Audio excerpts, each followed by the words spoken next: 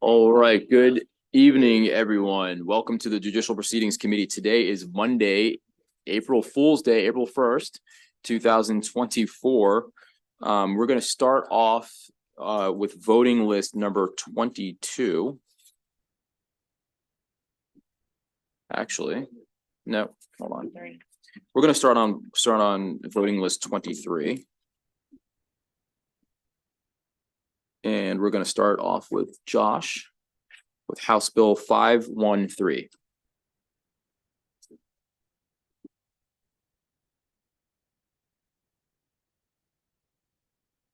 House Bill 513 is an administration bill that makes changes to the state's work zone speed control system program. So the committee currently also has the Senate bill, which is Senate Bill 479. The committee actually adopted an amendment at a previous voting session. I believe there's a slightly different amendment that's in your packet, so I can quickly go over what the amendment was already adopted did. So that amendment required the prioritization with the revenues from the speed cameras to go to the purchase and deployment of work zone safety equipment. It required work zones to be equipped with signage that include flashing lights when workers are present in the work zone. It requires the cameras themselves to have flashing blue lights when they're active. It required the Department of Transportation to report on the use of revenues generated by cameras. And it made changes to the penalties for violations recorded by the cameras.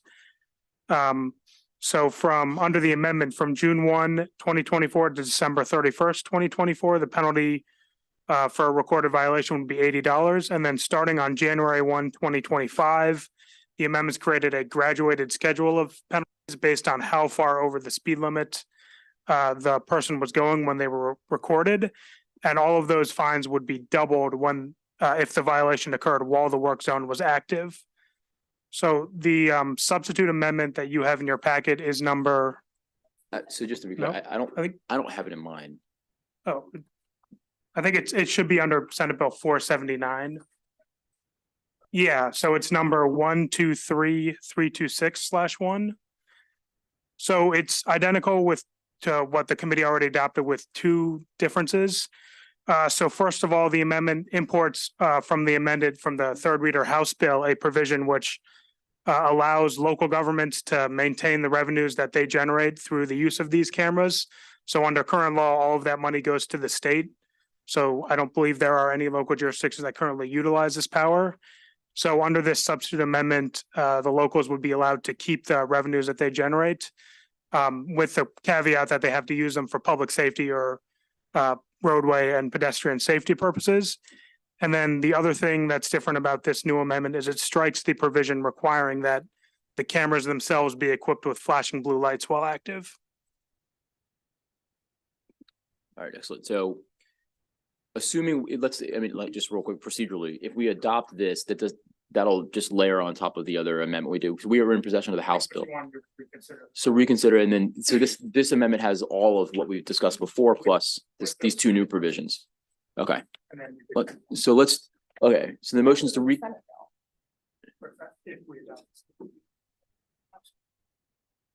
he called the House bill. So are we working off the Senate bill or the House bill? So okay. Which one? I think you're saying Senate bill. Well, I think just if you're going to adopt this amendment, maybe adopt the Senate bill and then call the House bill and confirm it. Okay. All right. So we're going to amend the Senate bill. There's a motion to reconsider the vote by which the previous amendment passed. Second, is everyone okay with that? Okay. Now the bill is before you unamended. The motion is to amend Senate Bill 479 with the amendment, adopt the amendment 123326/1. Is there a second? Second. Okay. Excellent. Now the bill's before you as amended. Further discussion, Senator Fulton. Thank you, Mr. Chair. So I wanted to check so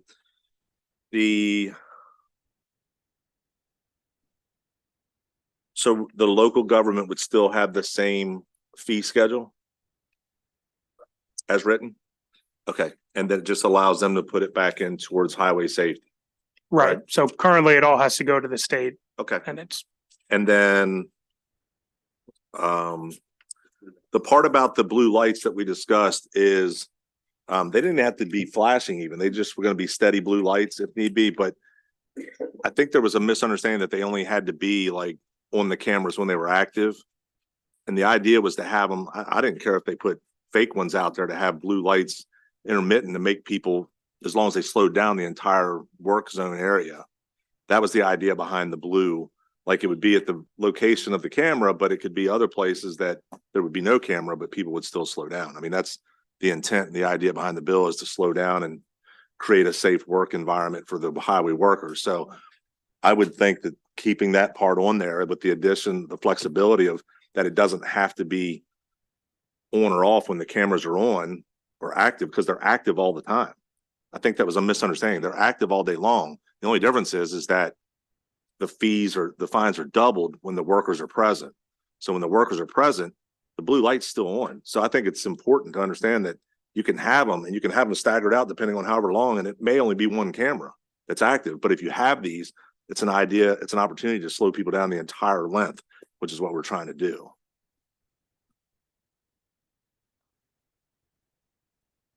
so I think what we heard was perhaps it would create a situation where people only slowed down when they saw the camera. Exactly. Correct, but the camera's on 20, right, and that's where this resolves that, because people are still gonna figure out where this, the pole is with the camera on it.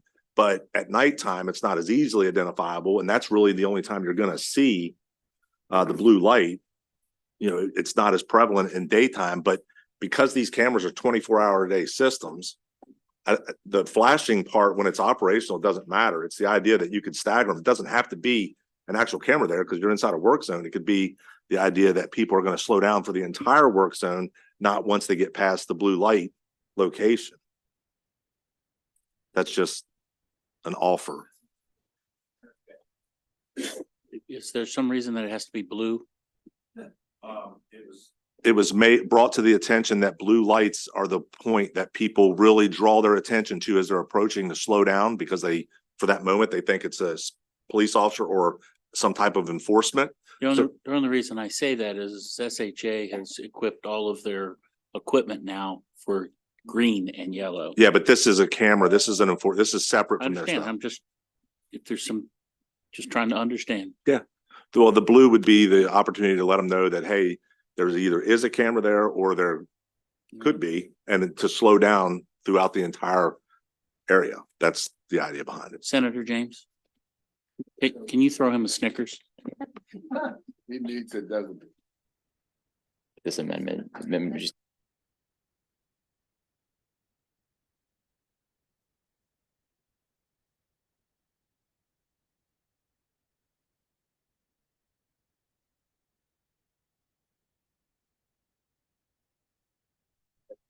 Yeah, I mean, I think one way possibly is because this was all done by amending the definition of a work zone and a work zone speed camera.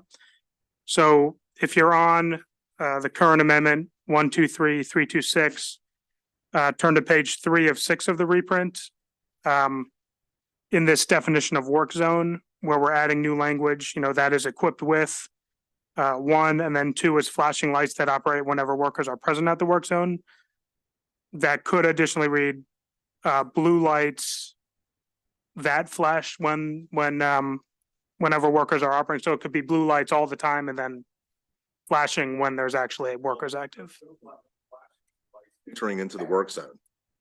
The blue light is on all the time. It's on regardless, and it doesn't have to flash. It can just be a solid blue light, and you can put them throughout the work zone if you wanted to slow people down the entire area. And there may only be one camera, but there could be 4 different blue lights throughout that area to slow them down. And they don't know which one is actually the camera and which one's not. So perhaps we could have a new number 2 there, which says solid blue lights operating at all times. And then the current language would be 3, and it would instead read flashing blue lights that operate whenever workers are present at the work zone. So it's solid blue lights all the time, flashing blue lights when the work zone is active. I don't know that you need to do it. I think just a lit blue light is enough, but if you want to put in because it's consistent with the entry zones, that's to draw more attention. I don't care. I don't know that it's necessary. I think it's easier just to have blue on the whole time and stagger it out throughout, but it's got to be at least on the camera. And then if you want to put it other areas, but I yeah. like psychedelic lights myself. So it's really a stop. No, it just looks like an explosion behind you. Yeah, but you're talking about like you like on camera itself. So when you're coming into the zone, so that was one of the things when talking to the businesses and the families of the deceased. Yeah. That's one of the things that they kept bringing up. They were like, look, when there's cops there, you know, they see those blue lights, they slow down. They see these blue lights, they're unmistakable. They're unmistakable. You can't avoid it. And then I was like, well, actually, that's a really good idea. So when we started discussing that further, it came up that as a way to slow people down when they're driving into the work zone, yeah, you'll see the entry area, but when you see the blue lights staggered out, it is an opportunity. It's where the cameras are or could be, and that slows them down throughout the whole area, that you don't have to have cameras at every blue light, but one of them is. That's all. Watching yourself. Just do solid. Simple. So instead of flashing lights, just say blue lights, Blue lights. That- just, and that. It has to strike. be, it has to be on the camera location. And then if they want to put additional throughout, that's fine, but it's one there and however many other they want to slow them down for. So it would only be required at the camera itself and they would be able, at their discretion, the rest. So I, To add additional to slow people down. Yeah, on the camera itself. Yeah. They can add others for the. throughout the okay, whole so work. it'd be more similar to what was in the original amendment, except it would say equipped with blue Steady lights. blue lights. Steady blue lights. Yep. I just, probably to you, Senator Folden, I just wanted to understand, I thought it was a great idea because I want for myself and any other driver more to slow down than get tickets, right? So do these blue lights, do they flood the zone? I mean, are they kind of big just- or what do they do? Are they sit on top of the pole with the camera on it? Yes, Okay, that would be that. and then if they're not flashing, do you think they're still as effective? Well, Because the only reason I said, I'm just, ordinary person here, but when I see a flashing light, I think the police are very active. Mhm. I don't know what I think if a police officer's lights aren't flashing. So I don't want to complicate this. No, I just that's a like great- the idea of That's a helping. great idea. So can we just leave it flashing all the time? I think flashing to me It's more of an attention getter. would, yes, more of an attention getter, and- There you go. How the law's made. Yeah. right? Well, a little bit of common experience, a little bit of. Well, I'm happy to defer to the experts here, but can I just be the devil's advocate? I think people learn fast. And I think people will realize very quickly that these lights are flashing when no one's working. And I think that might accidentally reverse the behavior you're looking for, that people will realize that there's no one's working, even when the lights are flashing. And over time, that'll incentivize them to go quickly, knowing that no matter what the lights say, there might be no one there. And so There's a fine on cable. Doesn't matter. The camera's always off. no, I know. No, I know. But I get that the camera's always operable, but don't you want to provide some kind of specialness behind the lights so that people know this danger is real and present? So that people don't get used to the flashing lights. And once they realize that the workers aren't always there when the lights are flashing, then even though they can still get a ticket, they feel more comfortable driving quickly. So when the workers are present, there has to be green and amber lights at the entry to the work zone. Right, Josh? Right, so But when there's not present, there's just the signage there, but no flashing green and amber lights. The blue lights are all the time because the cameras are all the time.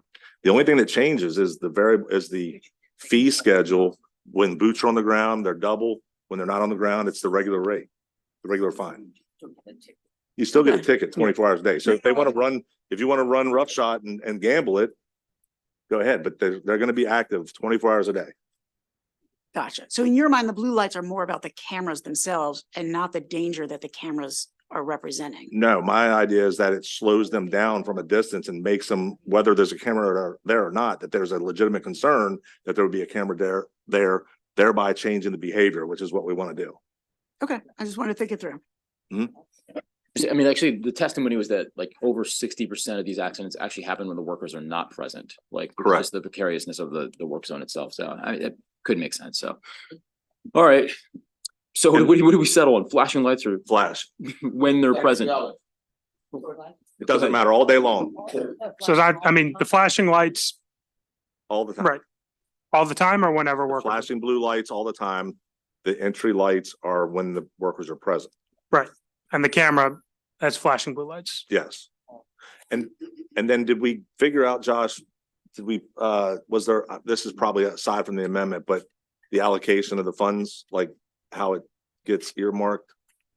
Yeah, I mean, the language we had settled on was just that they had to prioritize the purchase and deployment of equipment that improves work zone safety. I think there was some discussion about making that a little bit more specific, but I'm comfortable aware with of that. it. I mean, like, Okay. in a sense, it's all. That's fine. Yeah, As long, we got the we got the light amendment. escalator and the Yeah. light amendment. All right. So did we adopt the light amendment? No. Let's move the light amendment. Is everyone okay? Okay. Now the bill is before you as amended. The motion is for a favorable with amendments. It's been seconded. Is everyone okay being recorded in the affirmative? Excellent. House Bill 513. Nope, that was Senate bill. Sorry, the Senate Bill 479. 479 with amendments passes unanimously. Now, I'm gonna bring up the House Bill 513. And the motion is going to be to conform to what we just did with the Senate bill. Is everyone okay? Sorry, is everyone okay being recorded in the affirmative? Okay. House Bill 513 also passes unanimously with amendment. Coincidentally, this bill is also in the BRFA, so we'll see how long that lasts. All right. Yeah, I know. That's Um, why, one of the questions I had. I have zero control over that, so I don't know. Well, it's not about money, so clearly.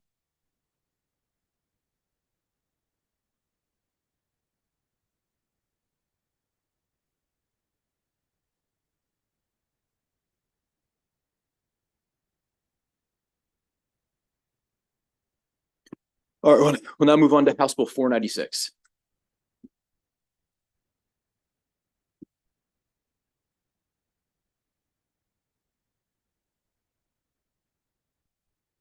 House Bill 496, by repealing force or threat of force as an element of the crime, establishes that it is a second-degree rape under Section 3-304A1 of the criminal law article for a person to engage in vaginal intercourse or a sexual act with another person without the consent of the other person.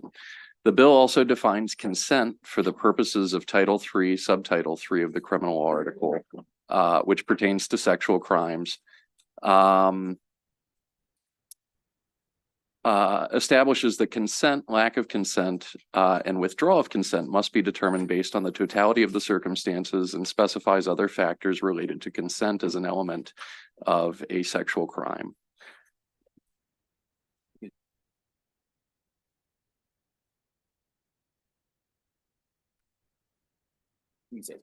Sure.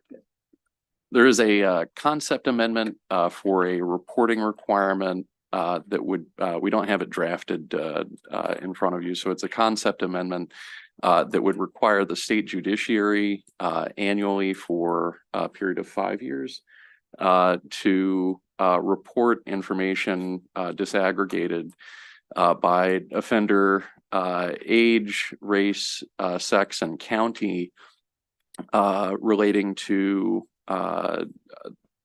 first and second degree rape and third and fourth degree sex offense and each modality within those offenses to the General Assembly. I guess, does the committee have a particular date when? Okay, so October 1st. So it would be 5 years of reporting beginning October 1st. And that would be the amendment. Senator Kelly. Thank you, Jamie, for explaining this, as well as the proposed amendment, which I think is a great idea. We had a work group on this, I know Senator Sidner's not here right now, Senator West, Senator James, Senator Carter, and I were there with advocates on this bill. What we're considering is the House bill. I just want to make clear that the House bill, which passed unanimously, has an amendment on it that was actually developed by Senator Folden and discussed with members of the committee. So the House version of the bill has the known or should have known language added added to the definition of consent under, and I think that that really did a lot to address some of the concerns that were raised in the hearing. So I want to thank Senator Folden for that. In terms of what the work group discussed, and this is why the reporting amendment I think is very important. It was clear that the parties were all in agreement with the bill coming out of the House in terms of the definition of consent language. That was the known or should have known language being added to that really helped with that. There were a lot of concerns that were raised about existing penalties. And we discussed the fact that Senator West's bill, which is Senate Bill 379, the task force related to crime reclassification and penalties, will be addressing that and really looking at those issues, because those are issues that I think are really important to discuss as we're talking about sex crimes, the penalties. There were also a lot of questions about the registry and other issues, and we discussed in the work group asking the chairman to bring people together over the interim to discuss those issues and see if there's something we can move forward on related to possible modifications or exploring any changes that might be necessary with the registry, because that's an issue that comes up again and again with every sex crime bill we do. I think it's really important we look at that. But the thing that this amendment does is something that we all also agreed to, which is we need data. It became really clear that we don't have data on this. And I think that as passionately, morally committed as I am to this bill, I think it's really important that we also have some transparency around the data. So I am in full support of that amendment in concept. Senator Kelly said one of the challenges is that these offenses come under crimes of violence, right? And they are, but in addition to what Senator West's bill does, we need to disaggregate crimes of violence. There are a lot of them, and they're different. And for different to help us with policy, we need more disaggregation about these particular crimes against generally women and others. So that's part of what's driving that need for some interim work too. Thanks. Right. It's a motion to adopt the reporting amendment. Is everyone okay with doing that? Okay. Now the bill is before you as amended. Further discussion.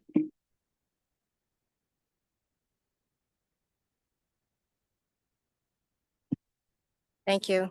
I wasn't expecting the bill to come up this early in our long voting session. I know that the good senator that introduced it is very enthusiastic about it. And I really support her in concept.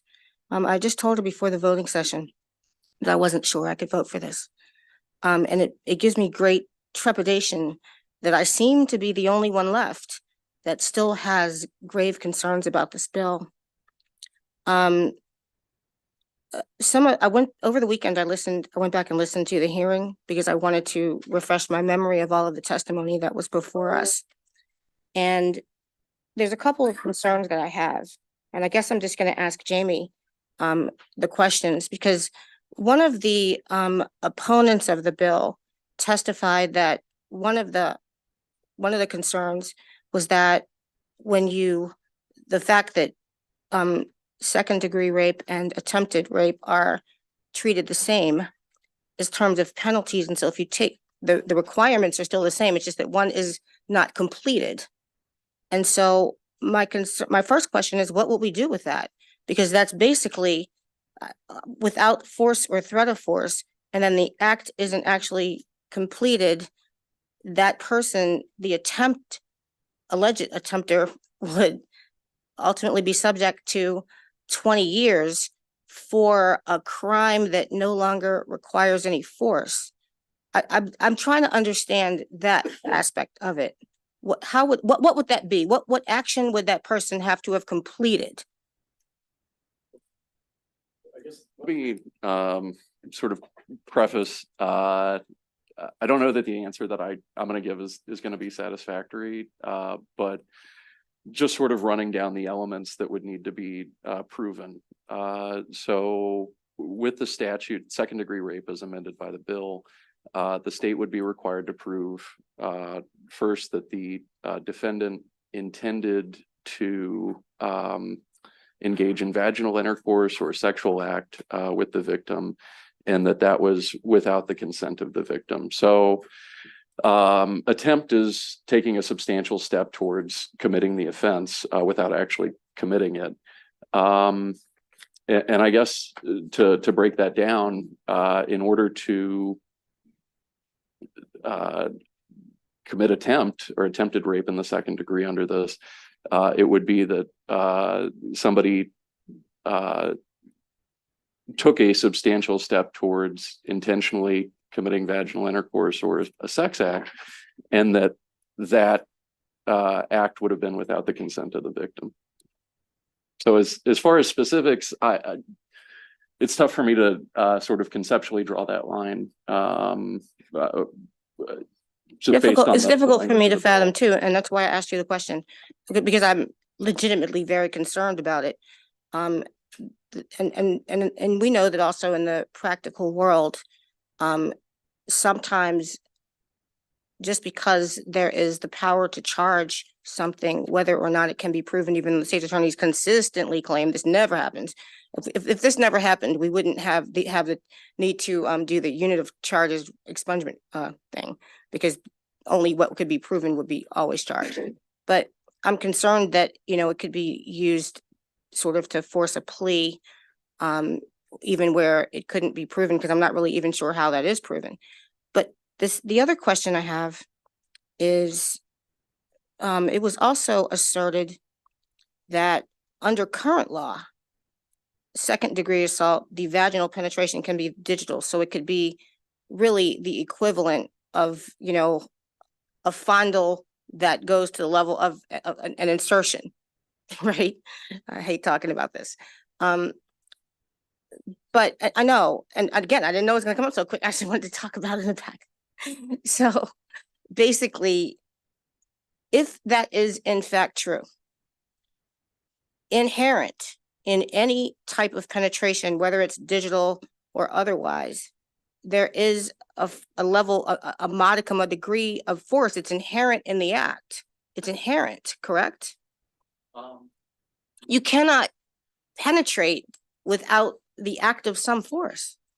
I mean, that's correct in the, but I guess, as you were asking your question, I sort of thought back to testimony that I think Ms. Jordan had provided. There is a case in Maryland that indicated that some force, however small, but beyond just what is necessary to complete the act of penetration is what the state would need to prove. State v. mayor. This is the case, state v. mayor. Is that helpful? Versus mayor? Yeah. States that the force requirement must be met by something beyond the sexual act itself. It was cited in the Torres case in 2019, but it was from 2010. So I think to your question, it would need to be something beyond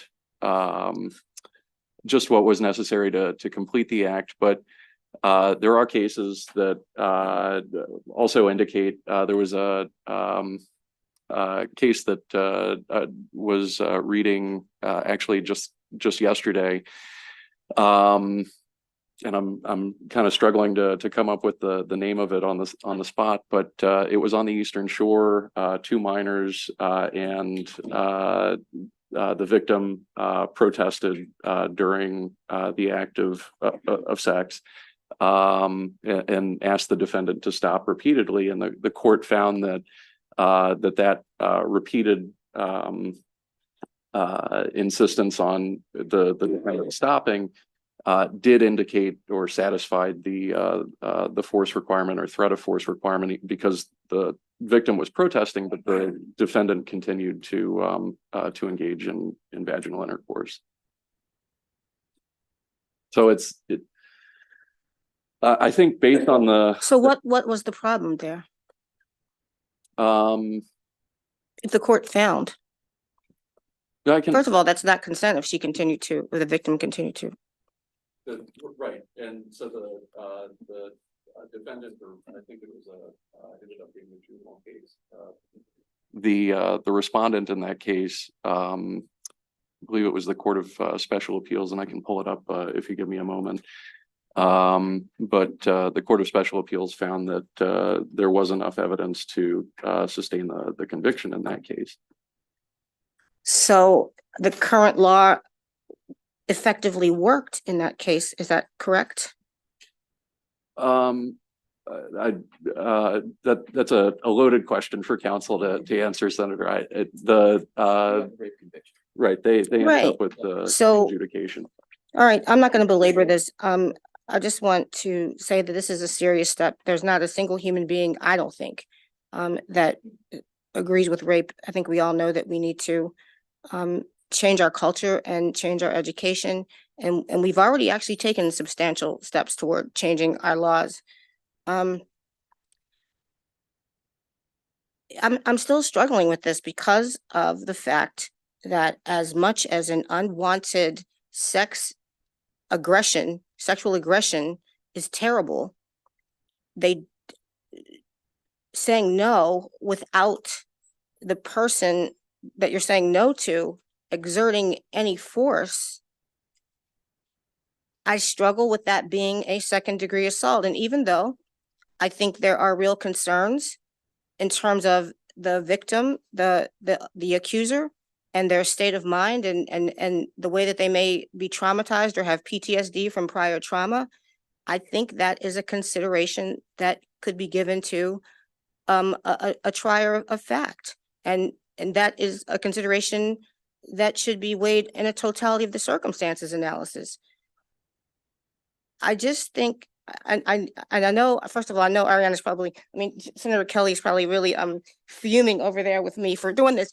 I was not planning on this because I didn't know that it was coming up this quickly.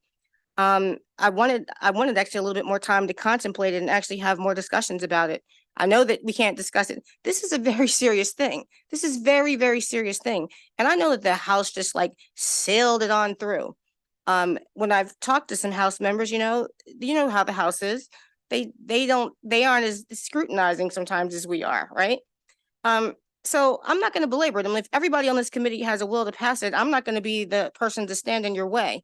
I'm going to state that I don't believe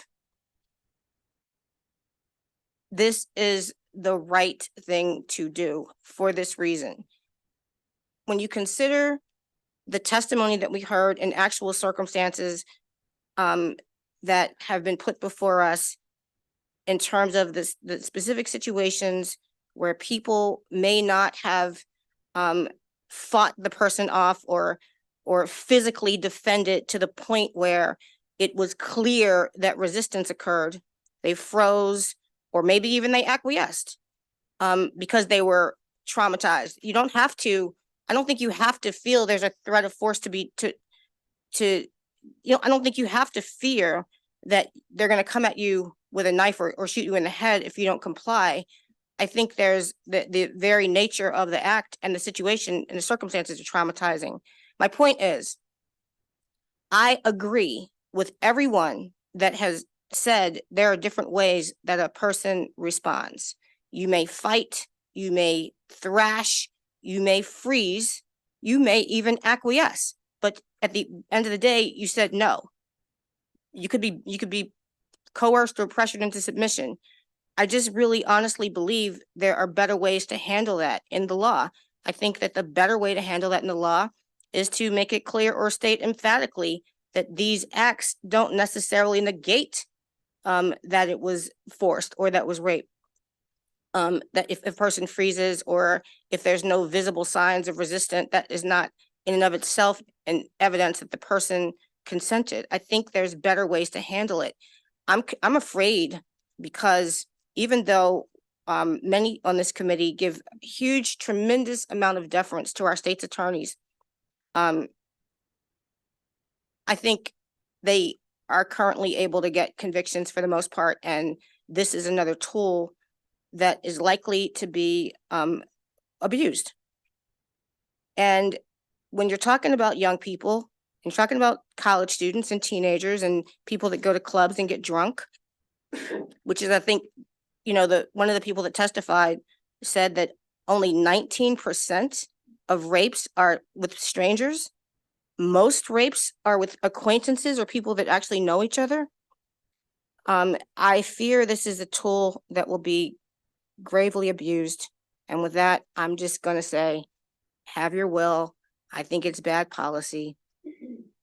I am definitely not in favor of people getting away with rape.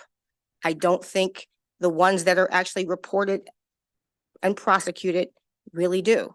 I think the people that get away with rape are the ones who are never charged for the most part. So that being said, I think it's a step too far. Thank you. I will not talk that long. But I will say a couple of things just to make sure that the committee understands why I think this bill is really important. And as much as I respect my colleague in the Senate and adore her, we are in a place of what we would call philosophical disagreement on this pretty strongly. So I just want to start by saying that, you know, there's a long history of sort of modifications to the secondary sexual assault statute. And a lot of the concerns that she's talking about are concerns that have really been around since 2011 changes and 2017 changes. They're not new with this bill. This bill exists for a reason. There is a reason why the Attorney General and the state's attorneys are asking us to pass this. The reason is those cases that we have not been able to prosecute. So let me be very specific. And I'm sorry to be graphic, but the case, I went over there and I handed Jamie the case that he was citing from the Eastern Shore. That was a case of a victim who said no. Right? If the victim is in a place where she can say no, then that can be prosecuted. We're asking for this statutory change because sometimes the victim's not in a place where she's saying no. That case, the State v. Mayor case that Jamie was referring to, was referenced in the Torres case. This is the case that was discussed at the hearing. The survivor's mother came to testify at the hearing. This was what I like to think of, and it breaks my heart to even talk about it, but basically Maryland's own Larry Nassar, Dr. Nassar case, right? This is the case where the pediatrician was abusing his patient who had turned 18 years old. And they were not able to charge the pediatrician with second-degree rape because of the structure of the law, because the patient had trust for her physician, for her pediatrician throughout her childhood. He was not charged with rape, and it's unconscionable to me that our law allows for that to happen, and that's why we need this fix. There is the other case. Again, Casey is the victim in that case. I have talked to many of you about this case that was not able to be charged. I hate even retelling the story because I know it traumatizes the survivors every time we tell the story and every time we bring them up here to testify and every time their names are thrown out there as though they're just I don't even want to reduce it, but I will remind you that this is the case you might refer to as the swapping case. She was engaging in consensual sexual intercourse with someone in a dark room. That person left the room. He tapped in his buddy, and his buddy went in without telling them it was a new individual. When she realized it was a different person, she left the room screaming. That case was not able to be prosecuted because there was no proof of threat of force. This is why we need the changes in this statute. It is not that I don't understand Senator Carter's concerns. Those concerns existed when we changed the statute in 2017, when we changed the statute in 2011 as well. Those are the concerns that I'm hoping the summer work group can address and that we can address with the reclassification of crimes legislation that Senator West has. Those are not a reason not to pass this very important bill, which I will remind the committee, thanks to Senator Folden's amendment, has really strong guardrails. So we're still talking only about prosecuting people who know or should have known with that language, and also looking at the totality of the circumstances under this change. So while I commend my colleague for her passion on this, I think that we need to move forward with this bill. And I will just remind everybody, not just of those two stories I told you, but also Yasmin Bryant, who came here to testify, Asia Rodriguez, who came here to testify. I do not want to bring those people back here next year to go through to air their most traumatic pain to compel upon us to take action. In my experience in the legislature, I've been here 14 years. These sexual assault bills take too long to pass. So I really hope we can move this year. I will stop talking. If you want to talk to me privately, I will talk to you forever. I'm sorry we're not in a place in agreement and consensus. I always prefer that. But I still think it's important we move this bill.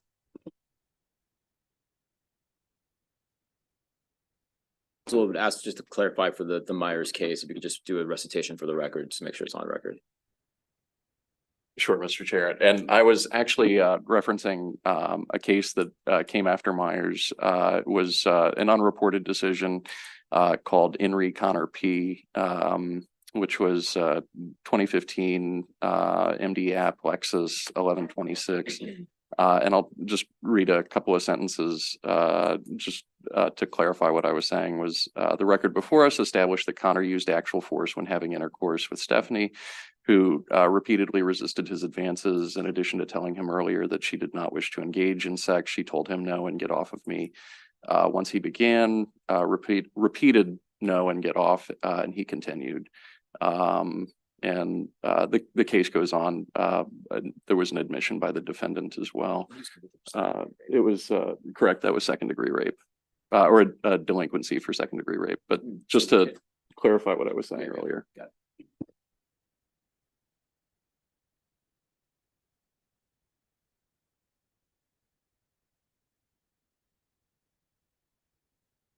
You want to read the amendment one more time before? We're having this. No, that was just the case that he was correcting the record for his previous reference of the case. Do you need is everyone clear with what the amendment does? I think we adopted the amendment, so all right, before there's been a motion for favorable. With amendment. All right, with amendment, Senator James has seconded it. Before we roll the bill, I suspect we'll do a roll call. I do want to just say to Senator Carter and to Senator Kelly, there was very good debate. This is a really tough issue. No one likes these bills. And I thought that just like Senator Carter, like the intellectual honesty with what what you said, I thought was spot on. And I appreciate the dialogue. So it was really tough debate. So especially with an issue like this. So we'll do a roll call. Vice Chair Waldstreicher, Yes. Senator West, Yes. Senator Muse, Yes. Senator Folden, Aye. Senator James, Yes. Senator Charles, Yes. Senator Kelly, Yes. Senator McKay, Yes, and I hope the work group improves it. Senator Carter,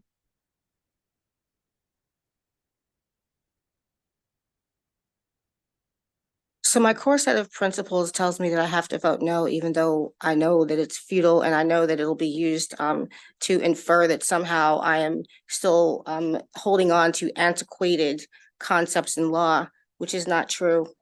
But I'm gonna just vote no because that's what my conscience tells me. Thank you. Senator Muse, No. Chairman Smith, Yes.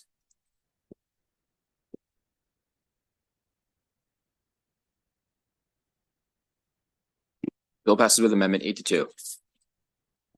So I'll call up the Senate bill and confirm. Yeah, we're gonna call up the Senate bill, which is the Senate cross file. The cross file is Senate Bill 758. Senate Bill 758. The motion is to conform to what we just did, how we amended the House. Is everyone okay with that? Want to be recorded in the same vote as before? All right.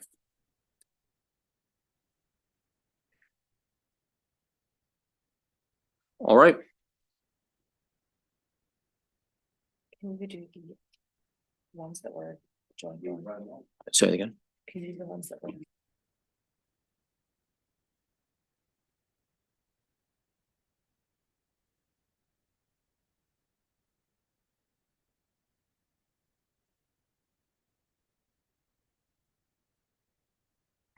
We're gonna move on some bills that we're primary on, so that Secondary. we're secondary rather, so they have to go to another committee if we approve them. So which is the first one?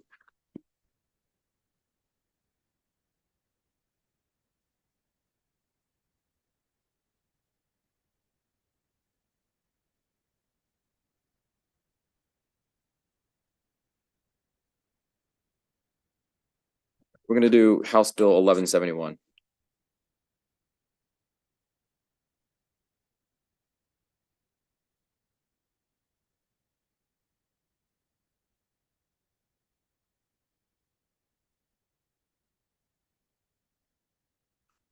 So House Bill 1171, JPR is secondary on this bill.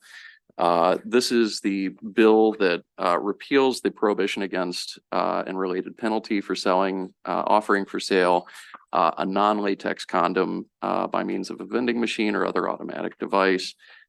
Instead, the bill prohibits a person from selling or offering for sale a natural membrane condom by means of a vending machine or other automatic device.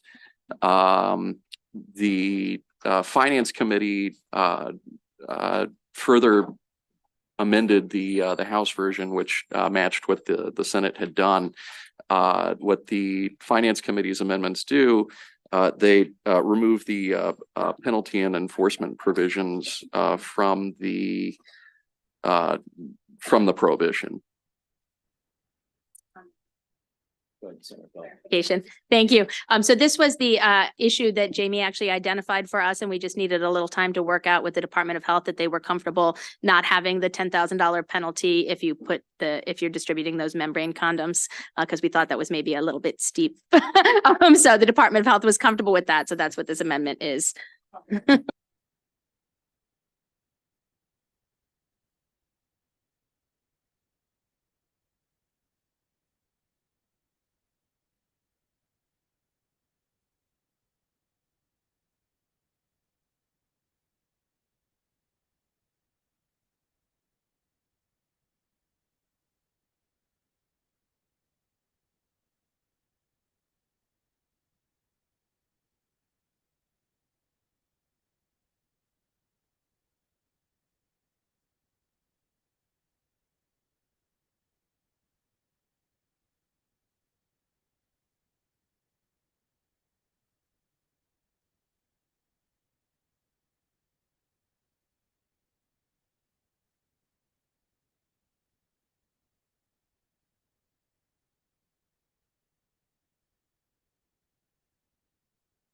All right. So then the motion is for favorable with the amendments. Second, is everyone okay with being recorded in the affirmative for that?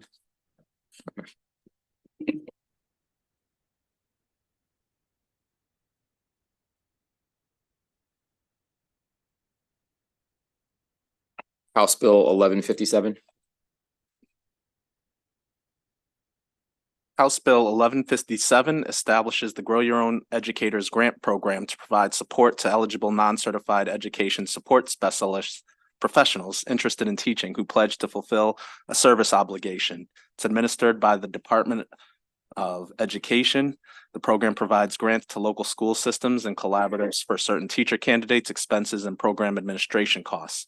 Collaboratives consisting of local school systems, teachers union, and approved teacher preparation programs may apply for grants by submitting plans to MSDE.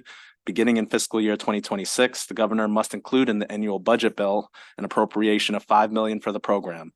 MSDE must report data about the program as specified. The bill takes effect July 1st.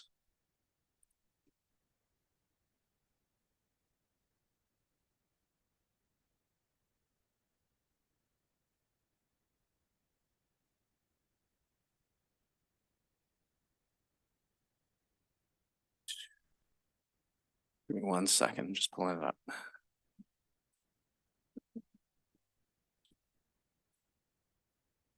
So.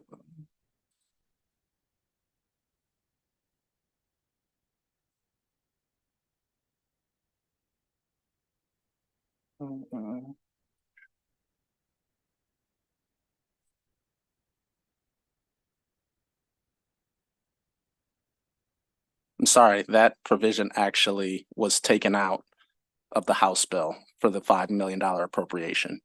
I was looking at the fiscal note, which hasn't been updated yet.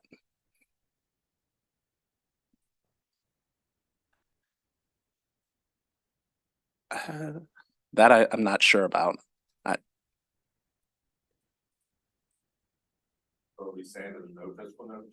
There is, but there wasn't an updated one after it passed the House over to us. The third reader is the one we're reviewing.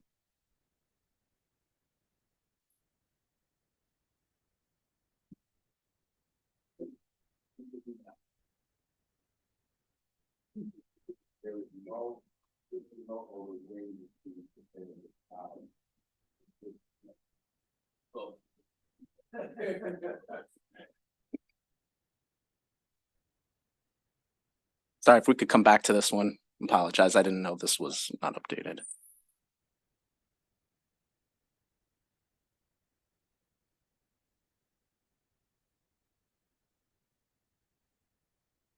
Then let's just go, sorry to hit you again, we'll come away from you after this, but, oh, sorry, Senator McKay, you get, okay, got it, okay. Let's go to House Bill 1068.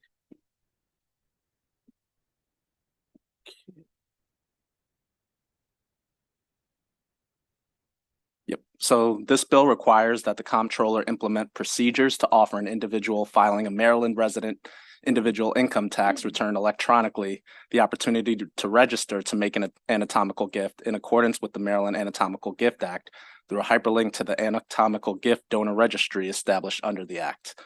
The bill takes effect July 1st, 2024 and applies to tax years 2024 and beyond.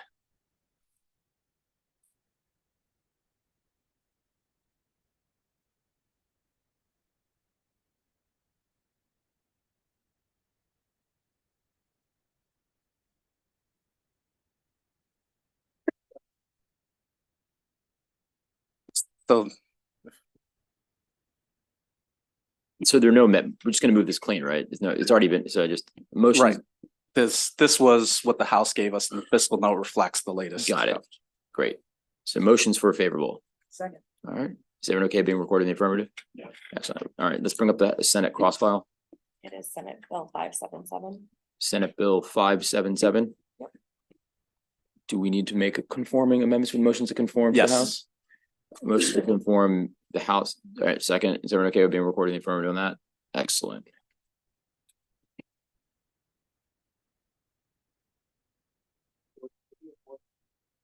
For 71. 575, sorry, House Bill 575.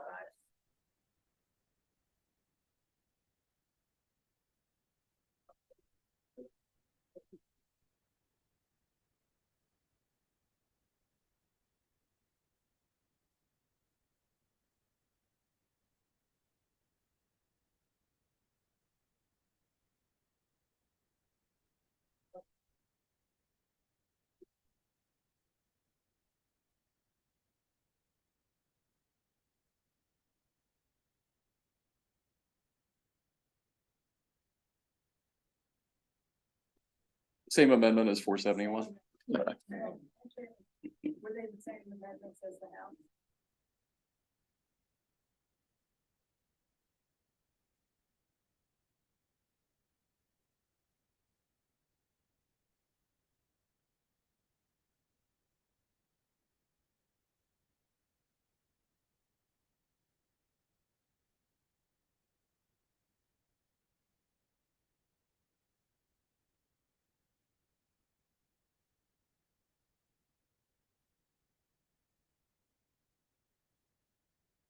It added on page 3, line 10, it added dentist. And on page 6, line 21, it changed it to a may.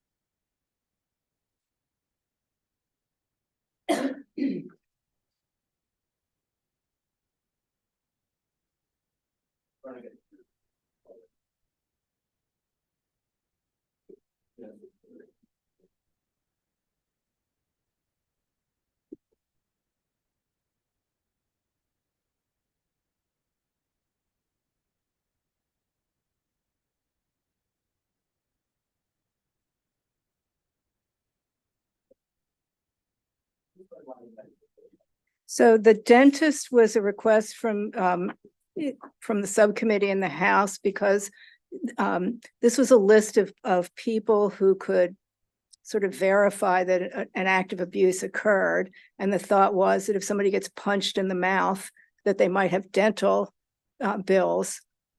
that were the result of the act of abuse, the victimization. And so they would be yet another group that would be able to be called a qualified third party to be able to verify the abuse. The changing the may to shall was really a technical issue. What it said was so on line 21, it should be may delegate. The concern was that really on 26, where it says that the board has to submit a report to the General Assembly, that suddenly became a may under the old language. And we realized that should actually be a shall. And the may really goes to delegating to the employees that they can do a lot of the determinations. It was something council over there caught.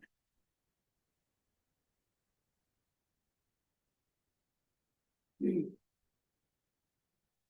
was in line, right? I mean, No, I mean, it's already good. would just be adopting what the House had done.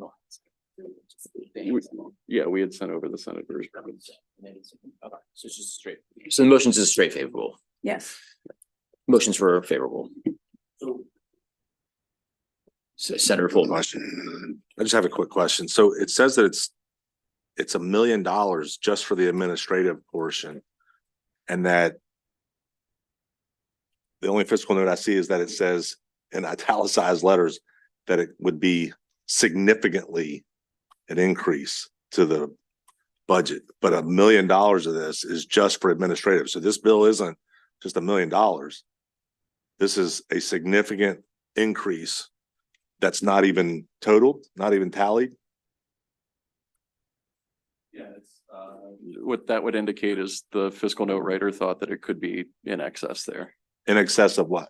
Of the million that was. No. The million is by itself. The million is a standalone. It's in there. Right. So the million, it says,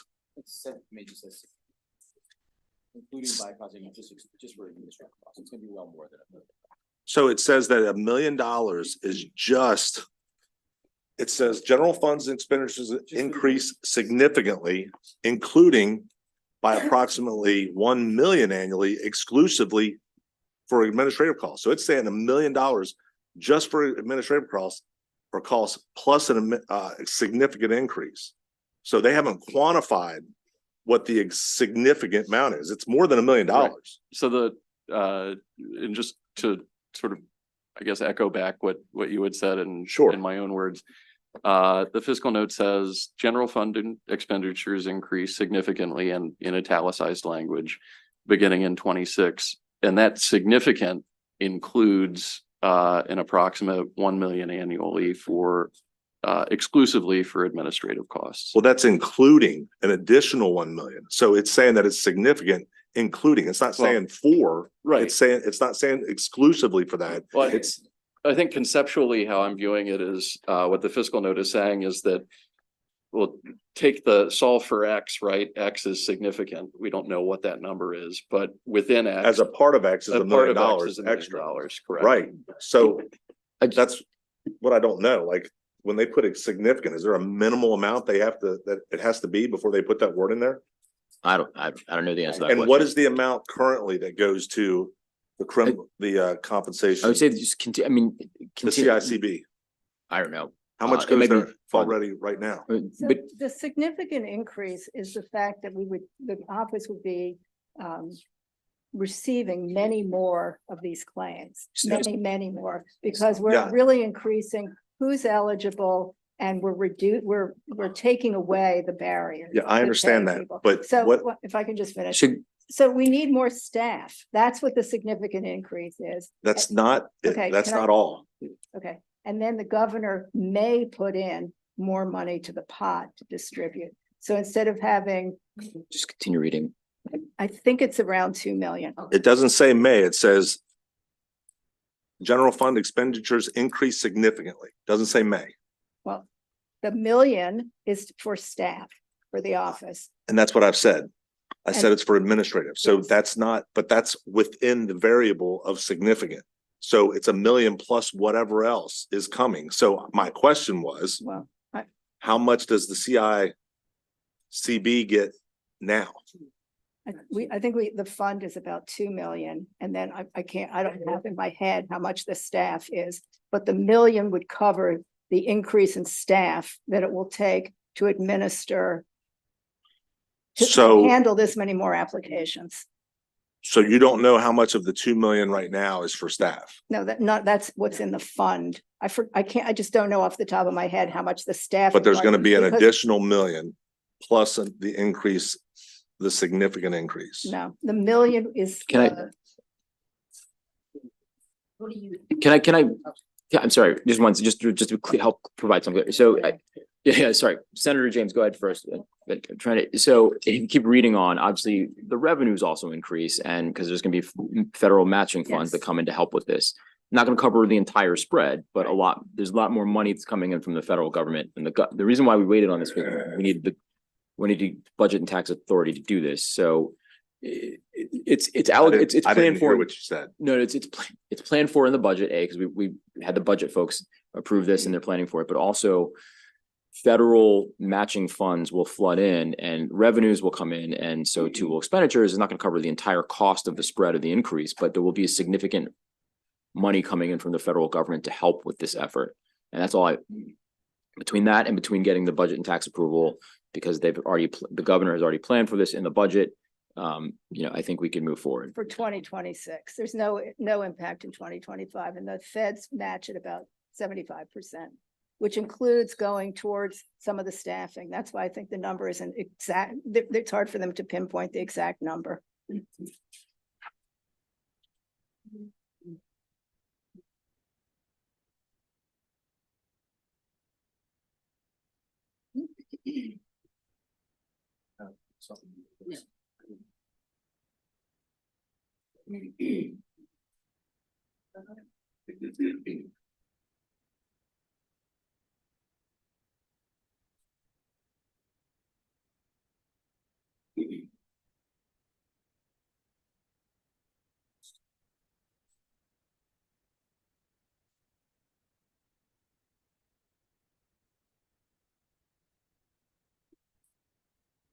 I mean,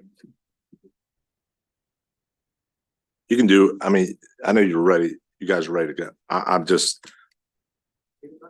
don't feel with a significant increase that $1 million of it is just in staff, because we're projecting that many more victims to come forward. So and I don't see the part where you're talking about the federal match. It's not in the bill. It's just the way the money comes in. The state has to pay the money out.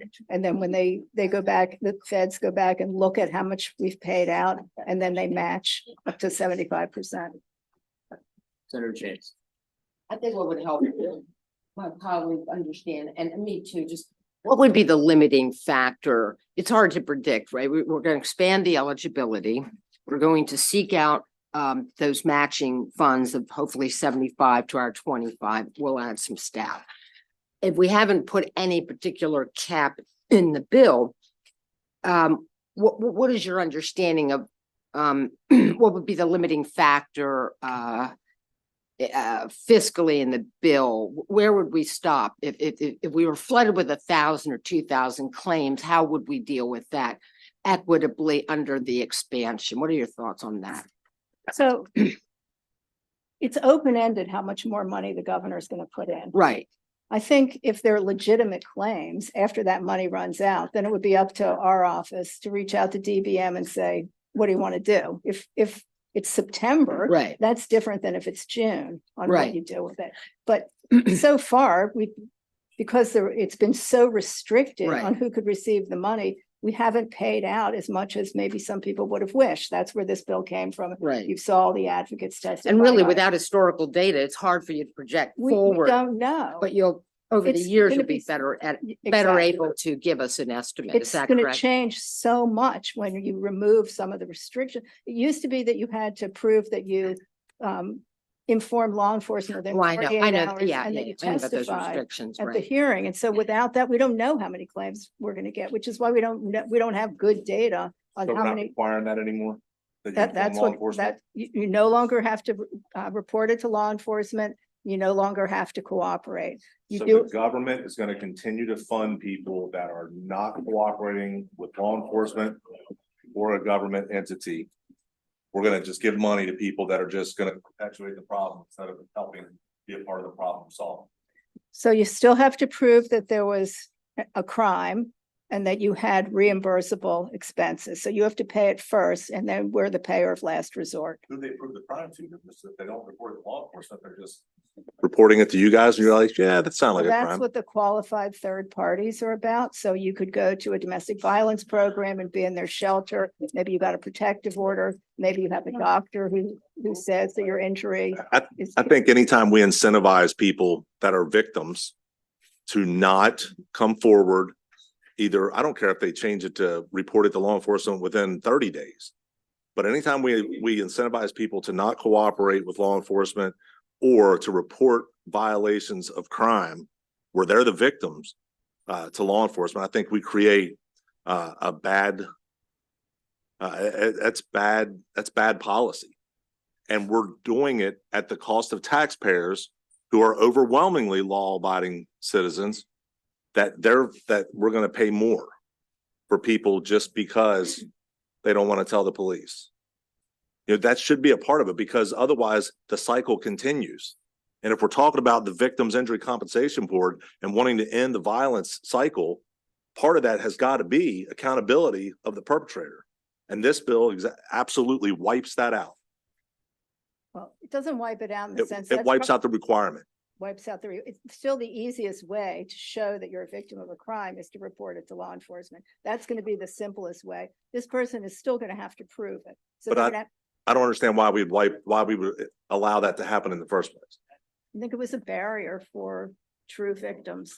Well, it's creating more of a barrier every time we incentivize. Bro, can you do that over there? All right. I appreciate the dialogue. All right. There's a motion for favorable. Second. All right, we'll do a roll. Bill's about, you're talking. We'll do a roll call.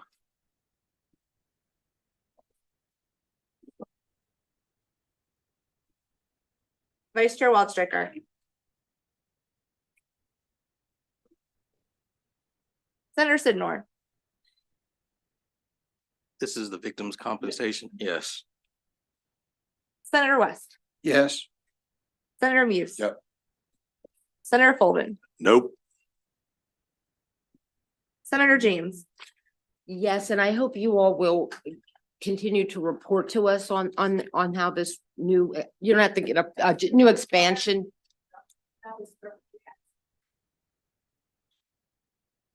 Very good. Thank you. Senator Charles. Yes. Senator Kelly. Yes. Senator McKay. Yes. Senator Carter. Yes. Chairman Smith. Yes.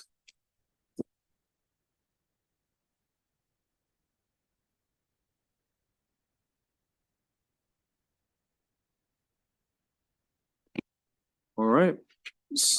House, is there a Senate? Yes, Yeah, we're gonna, it's already moved. We already moved it. It's on the floor. Yeah. all right.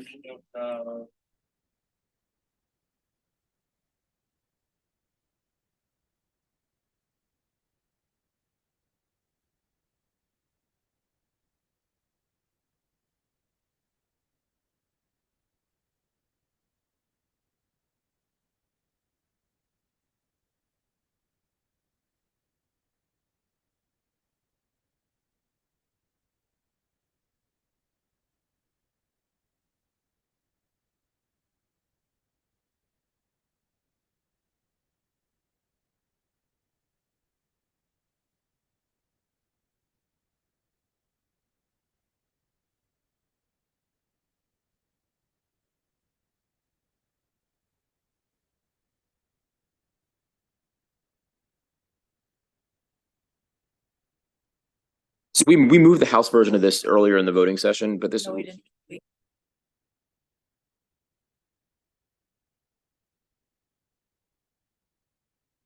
Start with the Senate, the House version. Okay, go ahead. This is House Bill 1157. Yep, so the House version added amendments. The amendments just add a definition for provisional teacher, which strikes the definition of eligible individual and instead just makes the people subject to the program, anyone working in the school system who is willing to work there for 2 years. And then it removes the mandatory appropriation by the governor and instead says that the governor may appropriate funds for the program. There's no updated fiscal note, so I don't know if the rule allows us to vote on this yet. Okay, yeah, they passed the Senate version with that amendment.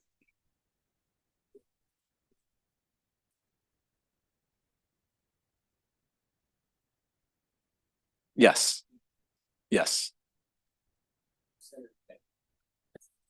I thought we already have a program like this throughout the state, and it's to take care of rural teachers who work in areas. We have it in Garrett, Allegheny, and Washington, where they end up paying for your master's degree, and you have to say that you will then work. I think that's statewide. I don't know why the program's here already. I don't know about any other state programs. There could be. This was primary and Triple E, so we didn't have a hearing on it.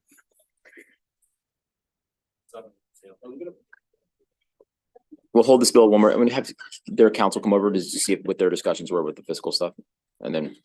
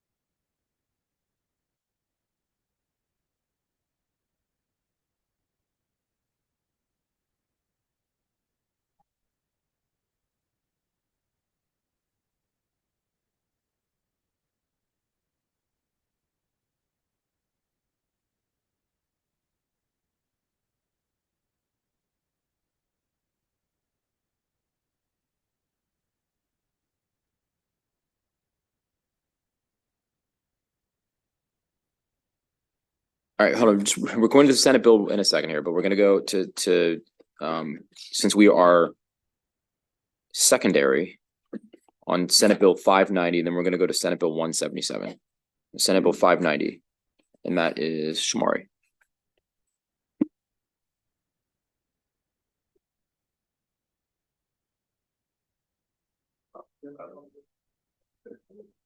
Senate Bill 590 alters certain provisions of law prohibiting discrimination based on certain protected characteristics to include prohibitions on discrimination based on sexual orientation, gender identity, race, religious belief, marital status, and disability.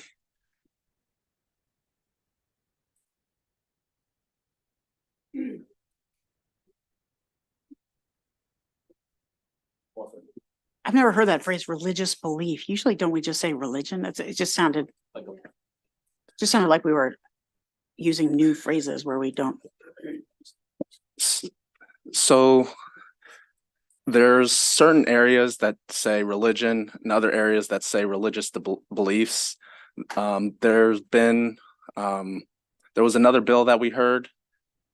I think it was Delegate Cardin that attempted to distinguish those two, religious beliefs being what you actually believe and being what's actually, in your mind, versus religion being like the cultural history, if you will.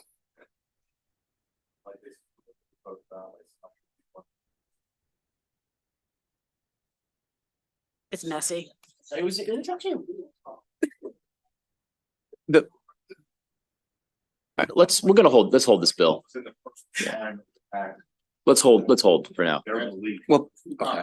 Yeah. All right. All right. Do you need a little bit of time? Just go.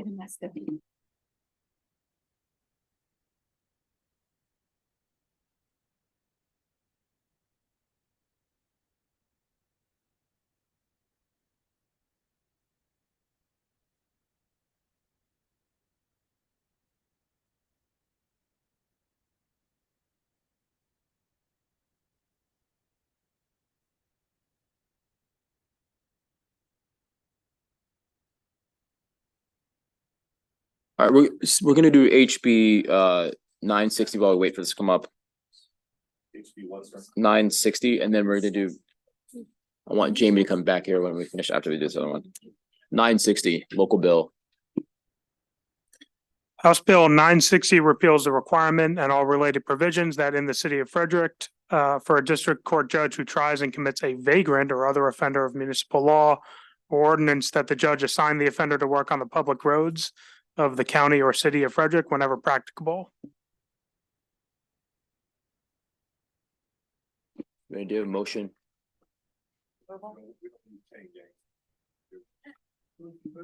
Second, is everyone okay being reported in the affirmative? All right, House Bill 960 passes unanimously. All right, Senator Sidnor. 785 is a withdrawal. All right, yeah. House Bill or Senate Bill? Senate bill, Senate Bill 785. Senate Bill 785 is, there's a motion for unfavorable withdrawn. Is everyone okay being reported in the affirmative of that? All right, excellent. Senator Sidnor, you had a bill? Yeah, it was Senate Bill 934 and House Bill 1235. Oh, it's the Baltimore City Sheriff bill. Okay.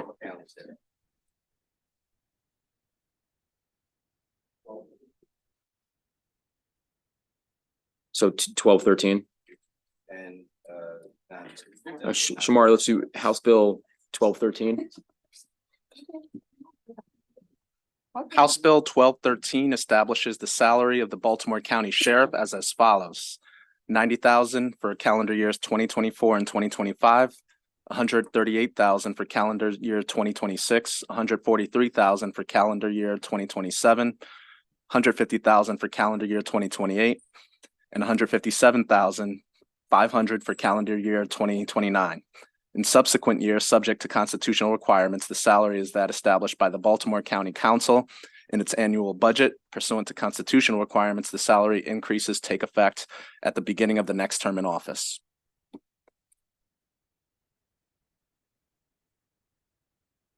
Senator Sitter has made a motion for favorable. Since seconds, is everyone okay being recorded in the affirmative? Excellent. Yes. All right. Great. as well as And then the Senate version. Senate Bill Senate Bill 934. 934, which is the exact same bill. Senate Bill 934 is the direct cross file motions for favorable. Second. Since seconds, is everyone okay being recorded in the affirmative there? Excellent. All right, we're now going to tack back over to House Bill 1157. Would you like me to read my blurb? or- Yes, sure, yeah. Okay. and Okay. House Bill 1157, Grow Your Own Educators Grant Program established. This bill establishes the Grow Your Own Educators Grant Program to provide support to eligible non-certified education support professionals and teachers with a provisional certificate interested in teaching who pledge to fulfill a service obligation in a high-need school, grade level, or content area in the state in which there is a shortage of teachers as identified by the Maryland State Department of Education, or MSDE. The program is administered by MSDE. The program provides grants to local school systems in collaboratives for certain teacher candidate expenses and program administration costs. The collaboratives, consisting of local school systems, employee organizations, and approved teacher preparation programs, may apply for grants by submitting plans to MSDE. Beginning in fiscal 2026, the governor is authorized, not mandated, to include in the annual budget bill an appropriation for the program. MSD must report data about the program as specified. There are no amendments.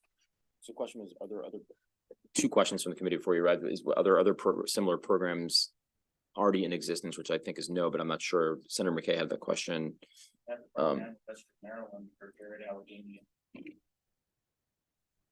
We have the program for Garrett, Allegheny, and Washington County for educators who want to become teachers.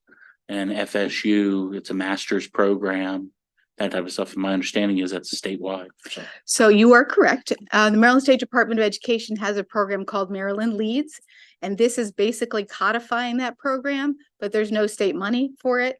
And they said the codifying this program means that the federal government, they could apply for grants in order to fund the program. Okay. The program used to be funded through federal funds, through COVID funds, but those have expired. Thanks, Senator James. Yeah. I believe Harford County, does this as well. I was with my superintendent. He told me about it. So is that, he's. It good? is, it is that program, yes. Okay, so just making sure I knew, not crazy. After all these years. Very good.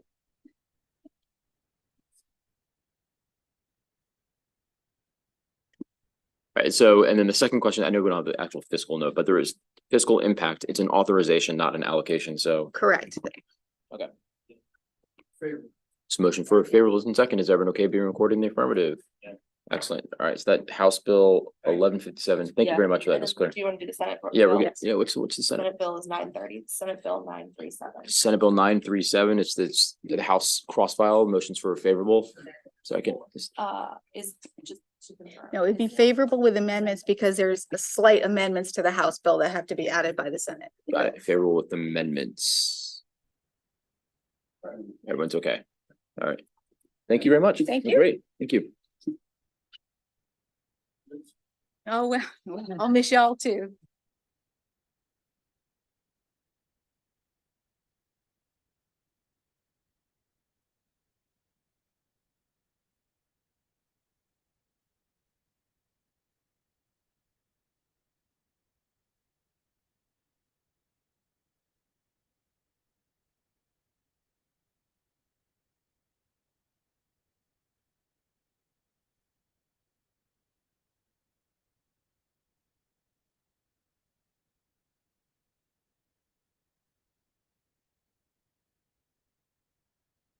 Must be 177. I think a few years ago, we passed a law to do with this. And I wanted to know, I wanted a refresher as to what that was and then how this enhances that. If you know. If not, I'll just look it up. I'll just look it up. Number of years ago, I want to say this was probably 2018 or 2019, and I'm really just going 2018. off of memory.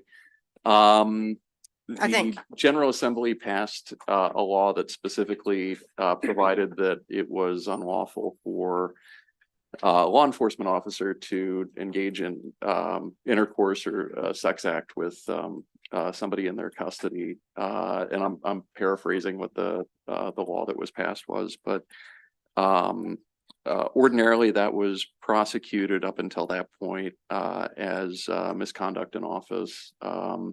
It's difficult, or the testimony that was provided was that it's difficult to prove the elements of rape in those cases, sometimes because the evidence didn't show that there was no consent in those cases, but the officer, the I guess power dynamic between the officer and It's inherently coercive.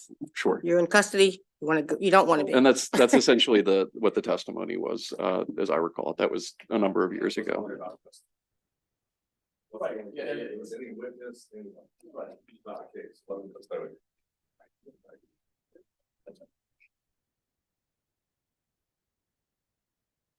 Current penalty is 3 years and it's a misdemeanor. And so this goes to 10 years and makes it a felony. Correct, and would reclassify it, an individual convicted of conspiring to commit, attempting to commit, or committing would be a tier 1 sex offender. So registration on. Registration for 15 years. And I think they could bump that down to 10. All right, Senator Walsh-Record, then Senator. So I just want to follow up. When we're making this a felony and now a sex offender, does this apply, does the new penalty apply only where the person is in custody? Or if there was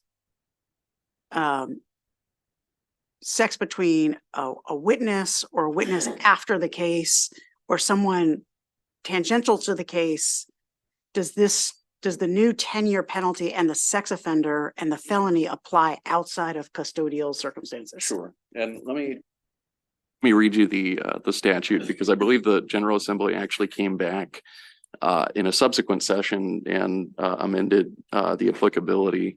So let me just sort of read you what the current statute provides. And this applies to law enforcement officers, and I want to be clear that the bill actually applies to other individuals based on their relationship with the victim as well. But with respect to law enforcement officers in subsection E, looking at page 3 of the bill, except as provided in paragraph 2 of this subsection, a law enforcement officer may not engage in sexual contact, vaginal intercourse, or a sexual act with a person, one, who is a victim, witness, or suspect in an open investigation that the law enforcement officer is conducting, supervising, or assisting with if the law enforcement officer knew or should have known that the person is a victim, witness, or suspect in the investigation. Two, a person who is requesting assistance from or responding to the law enforcement officer in the course of the law enforcement officer's official duties, or three, in the custody of the law enforcement officer. So that's just one category, is the custody. That does not apply in the case of a law enforcement officer who, one, had a prior existing sexual relationship with the person, and two, did not act under color or pretense of office or under color of official right when seeking consent to intercourse, the sex act, or sexual contact. Indeed, I did.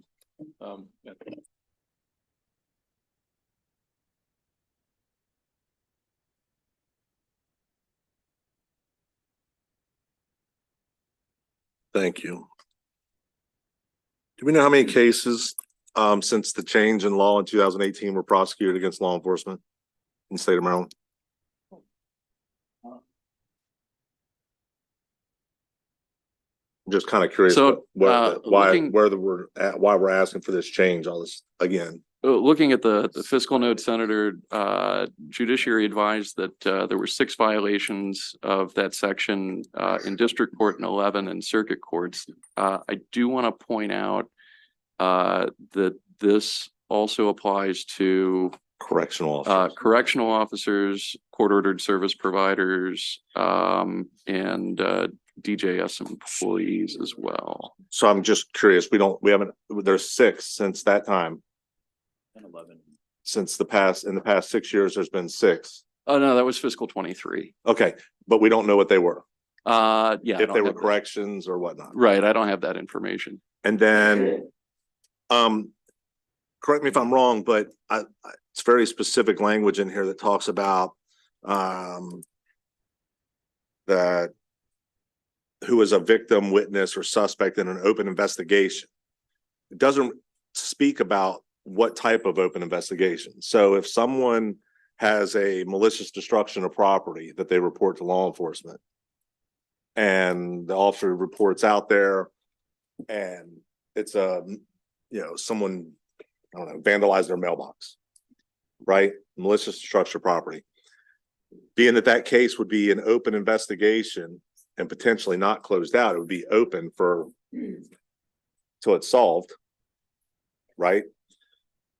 And that right, until I guess until it's either cleared out of the system, right, or solved. Sure. So in that case, if that was, the reporting party was someone that they all of a sudden struck up a kinship and wanted to have a relationship outside that as 2 consenting adults, this would put them in the category of a felony. Because it doesn't specify the type of crime. It just says any crime under investigation. Sure. No, I understand it. And just to answer your question, because the bill now takes it from a misdemeanor to a felony, yeah, that would be consistent with my reading. Okay. And then the other thing so we have that it's going to change it to a felony, that the type of crime is not specified. So the example I gave you for a very base case of malicious destruction of property, that they would not be allowed to enter into any relationship at all. And then the part about what is the current penalty for theft of a handgun? Depends on the if it's under $1,500. $1,500, is that 6 months or a year? So it's a misdemeanor punishable by. Let me just pull It's a misdemeanor currently.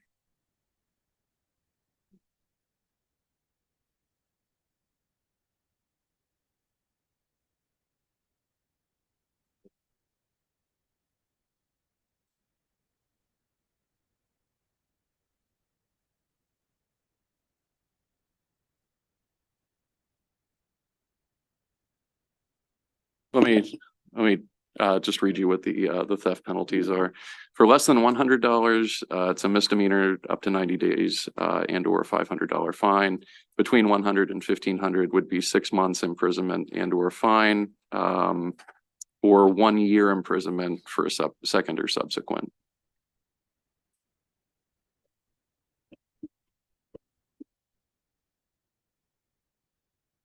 We're going to take and potentially put into place without specific types for law enforcement side. The corrections officer, when they're incarcerated and they're under the care and custody, that's completely different. Okay. But for officers who are responding to a malicious destruction of property, has no other volatility or no volatile circumstances around the crime, that if they engage in an adult consenting relationship outside beyond that point, as long as that investigation's open, that officer would potentially have to be charged with a felony up to 10 years in jail.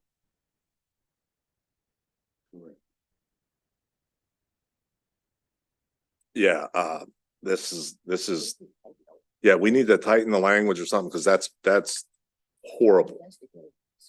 We're not talking about, now, if they're investigating a rape, they're investigating a domestic assault, if they're investigating these type of crimes where the victim is in a very depreciated mental capacity, absolutely, all day long. They should not be doing anything, because that is an open investigation. Those are criminal acts where the vulnerable, you know, they're very vulnerable. We're talking about any law, any open investigation that could result in a felony and 10 years, when people who steal handguns are only currently a misdemeanor punishable up to 6 months. I just am blown away.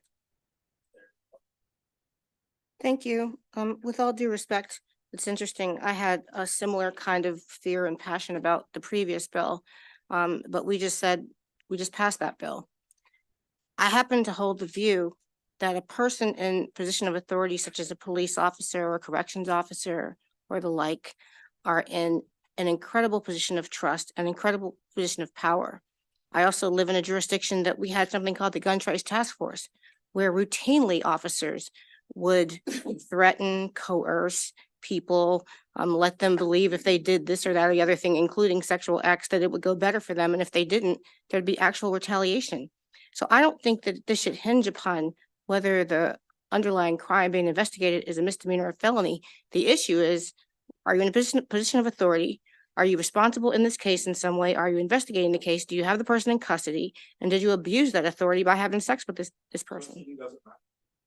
Custody does not matter in this. Custodial arrest, I absolutely agree with you.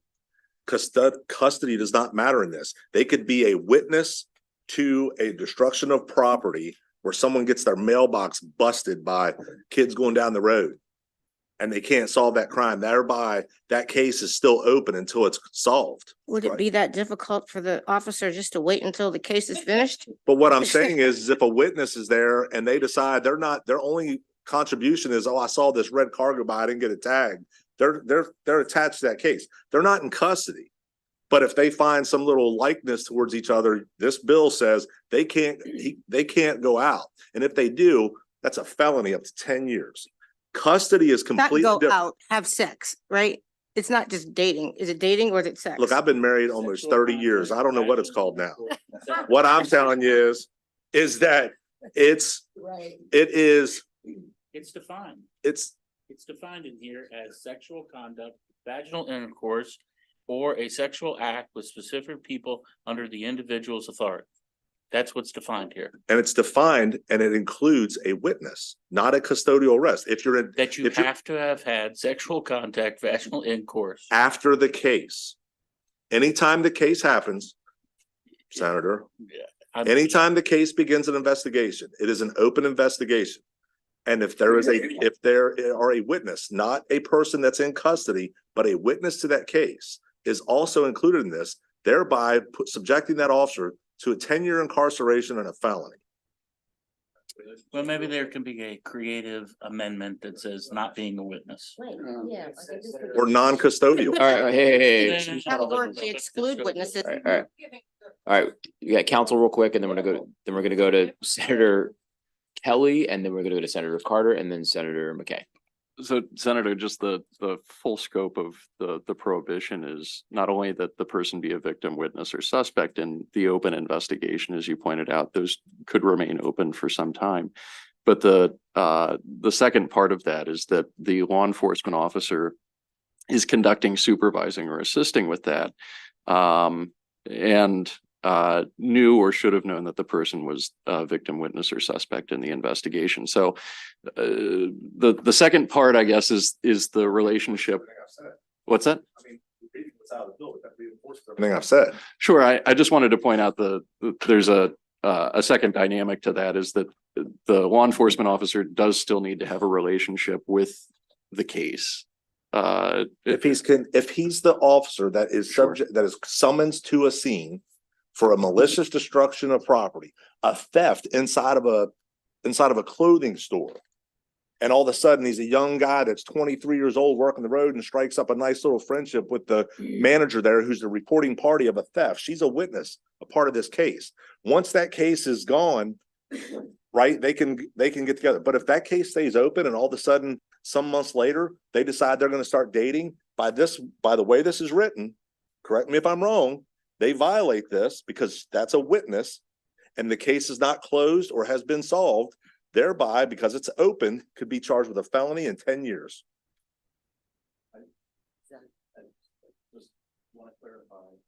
My reading of that would be, and I feel free to contradict me or correct me. But that would apply as long as the officer was still conducting, supervising, or assisting with. And based on what you've said, it sounds like once they're attached to the case, they're never unattached to the case. Until it's closed or an arrest is made and prosecuted. So even during the trial, it has to be adjudicated. So it has to be gone, the arrest, go to the charges, go to court. And if there's any delay, it's until the adjudication is done. All right, move on. Senator Kelly. All right, Senator Carter. Sorry, and then Senator Muse. Understand very much. Your friend just said, and that's a good thought for another bill for next year. So I'd like to move favorable on this one.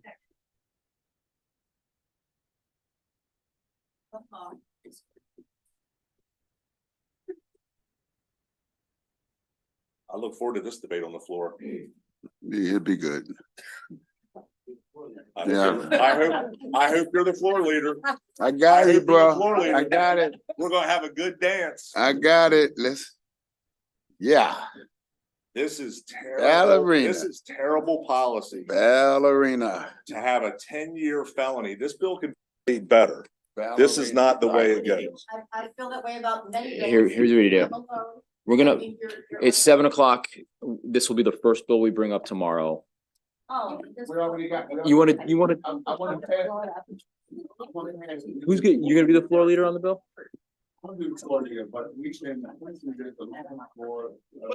Dude, this. Floor.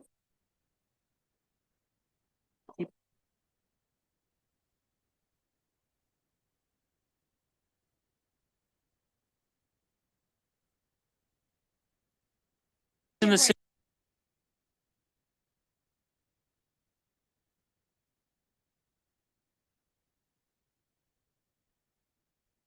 Hey, all right, we can actually get there on this. We can get there on this. Let me work on this over. So make it 7. You wanna roll this bill? I want to vote the bill. What do you want? I mean, I think we can get. I think the problem is we have it as a felony. Is that right? I don't even think that's. You want to carve out the very minor instances where there's not really abuse of power? Is that what you're? Yeah, I mean, you should be able to.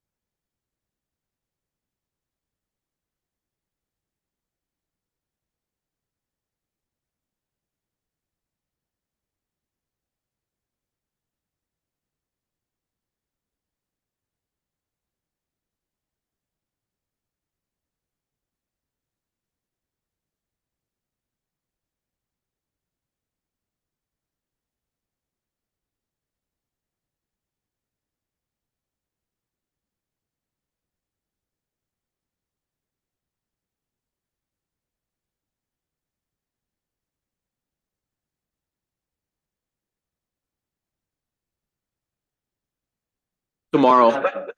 We got this. Yeah.